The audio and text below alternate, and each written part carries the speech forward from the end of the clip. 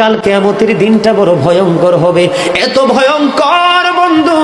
আমার নবী বলেছেন উলঙ্গ অবস্থায় মানুষগুলো হাসুরের ময়দানে একত্রিত হবে রে। ও বন্ধু, প্রত্যেকের কবর থেকে ওই হাসুরের ময়দানটা কমপক্ষে 50,000 বছরের রাস্তা হবে রে বন্ধু। এই জন্য নবী যখন মেরাজের রজনীতে বোরাক দেখেছিল, আমার নবীকে আল্লাহ দাওয়াত দিয়েছে, বোরাক দেখে আমার নবী এত ক্রন্দন করেছিল, মনে হয়েছিল যেন আমার নবীর চক্ষু মুবারক দুইটা ঝর্ণা হয়ে গেছে।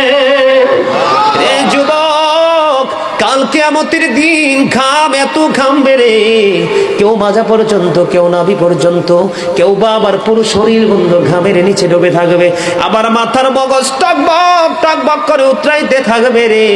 আল্লাহ বলেছেন লা ইয়ামুতু, people will not die that day, সেদিন মানুষ আর মরতে পারবে না। আল্লাহ বলেছেন ফিহা ওয়ালা ইয়াহইয়া, people will not be able to live that day, মানুষ সেদিন বাঁচতেও পারবে না। আমার আল্লাহ বলেছেন অমাহুম আনহা বিগাইবিন, people will not be able to escape that day, সেদিন মানুষ সেখান থেকে পালিয়ে যেতেও পারবো না রে। দুর্গাপুরের যুবক, হাদিস শরীফের মধ্যে এসেছে কাল কিয়ামতের দিন আল্লাহর আরশের ছায়া ছাড়া কোনো ছায়া থাকবে না। ওই কাল কিয়ামতের দিন এই দুর্গাপুরের যুবকগুলো চাইয়া দেখেন চাতক পাখির মতো বসে আছে। আমার কাছে এত সুন্দর লাগে রে যুবক, আমার হৃদয়টা ঠান্ডা হয়ে গেছে, কলিজা ছুঁয়ে গেছে তোমাদের উপস্থিতি এবং মনোযোগ।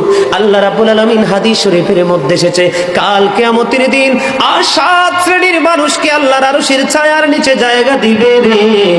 এর মধ্যে বিশাল একটা টিম থাকবে পৃথিবীর যুবকেরা।